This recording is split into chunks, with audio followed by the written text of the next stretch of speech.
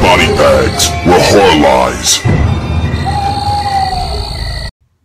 Hey, what's going on, everybody? Welcome back to BodyBags. It's week 205, and I'm your Sunday host, Bourgie86 here again.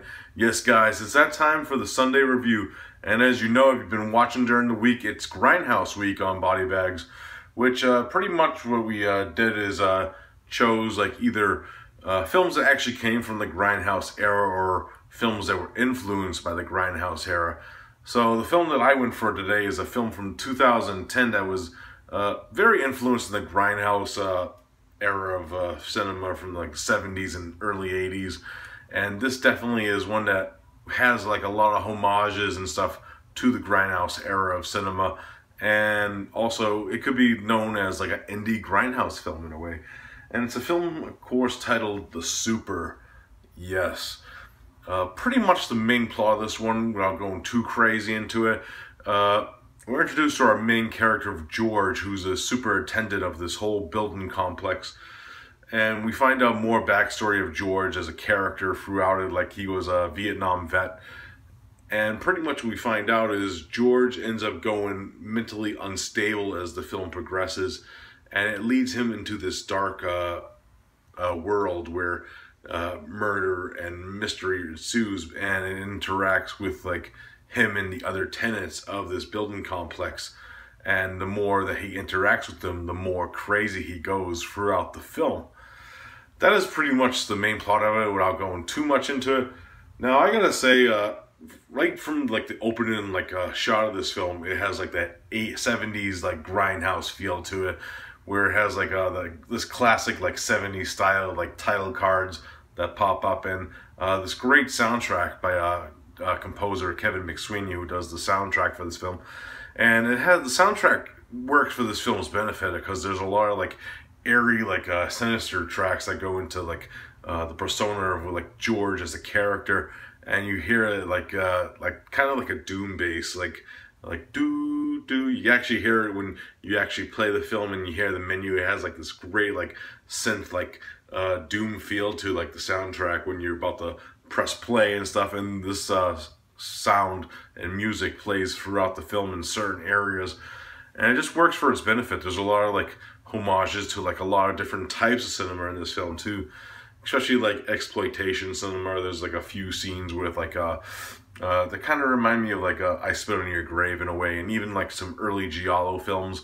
Like there's even like some shots of like blue tinge and greens, and just very interesting. And I like how they actually shot the film, because as the film continues you can see like little like hairs and grains and lines through the print to make it have like that Grindhouse feel to it. And actually the acting's really good in this film. There's a lot of like cool indie actors in this one. Of course, we get an appearance by Lynn Laurie in this film, of course, famed for starring in tons of Grindhouse cinema films, including classics like I Drink Your Blood and like The Crazies. And we got Monash, who's actually, I think she's like a German actress. I've seen her in a lot of like German splatter films, like Necronos, Tower of Doom.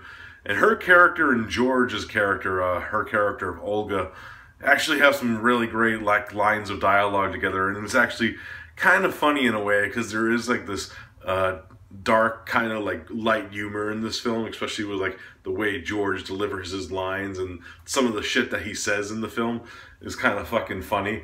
And there's actually one scene that actually kind of had like a different style to it when we actually go into like Olga's like backstory and stuff, and I found out more like on the back of it that actually that stuff was actually directed by Andrei Iskanov, who, if you don't know who he is, he's a famed Russian director, of course.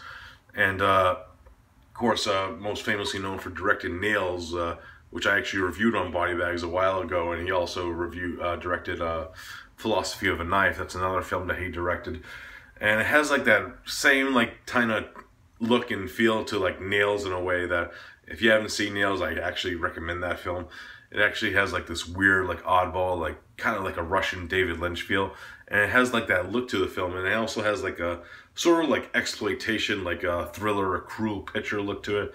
Especially in those scenes, because it kind of reminded me of Thriller, a cruel picture in a way. what was going on in those certain scenes, especially with Olga's backstory. But I like that they did give her a backstory in this film. It really brings it up. And we also have appearances by Rain Brown, of course, from 100 Tears. And even the rapper Necro actually is in this film. He actually has kind of a humorous role in a way, actually, as like this dirty cop that's actually involved in the story and gets involved in the story. And we find out that these characters interconnect as the film progresses. And just humorous and funny, and has like very undertones, of course, of Vietnam in a way, because of George's instability as the film progresses. And I gotta say, the ending of this film is very fucked up. This is actually the second time I've seen this film, and I still didn't expect the ending to happen the way it did. It's just one of those mind-fucked endings that you don't see coming, and it has a lot of like fucked things in it. And it really hit me, especially the second time I saw it, because I didn't expect it the second time because of the way that the cameras and the way certain scenes go. You kind of get hints of it in a way, but you don't see it coming. And it works for the film's benefit because the acting's actually really good in this film. If it was like poor acted and kind of had like sloppy like editing and stuff, I could see it not working, but it actually has good editing and great acting at the same time. So it actually works for its benefit, especially with like the mouth drop ending. This is actually one of the weirdest and bizarre fucked up endings in a way, and it has some like awesome like 70s sleaze aspects to this film. There's a lot of like awesome shit. This is like the kind of like homages to Grindhouse cinema that I like these small low budget indie films that do their best, and they actually have a great stuff to offer, and this is one of them. So if I had to rate the Super, it's getting a solid 9 out of 10. I highly enjoyed this film. Just a blast. I just enjoy the characters, even though some of them are fucked up in the head. But they're just still enjoyable, and it's just a fun ride. It does run a little long because it's like an hour and 40 minutes long. There's maybe one scene that I think they could have did without the film, but I understand why they put the film in to get kind of like a certain backstory on another character of the film that's introduced later in the film. So I kind of see why they put that scene there, but other than all, it's still a very fun watch and very interesting, especially if you're a fan of like Grindhouse cinema. This is definitely one that I wanted you guys to check out. I know this edition by, actually this is released by the company that made it, Noose Hill Entertainment. Was limited, but I still think it's available. I'm going to leave the link below to Noose Hill Entertainment's website, and where you can actually buy the film. Actually, I just saw the link, and you could still actually go to where to buy the film and stuff. So I highly recommend it. 9 out of 10, awesome stuff. Like I said, not really much for special features, unfortunately. It does actually come with a poster. I actually have that stored away, and it also comes with like a little booklet and stuff. But really cool stuff. Awesome ride, of course. The Super, highly recommend this film. Alright guys, that's it for this review. I hope you enjoyed it, and as always, I'll be back next week with another one, guys. Peace out.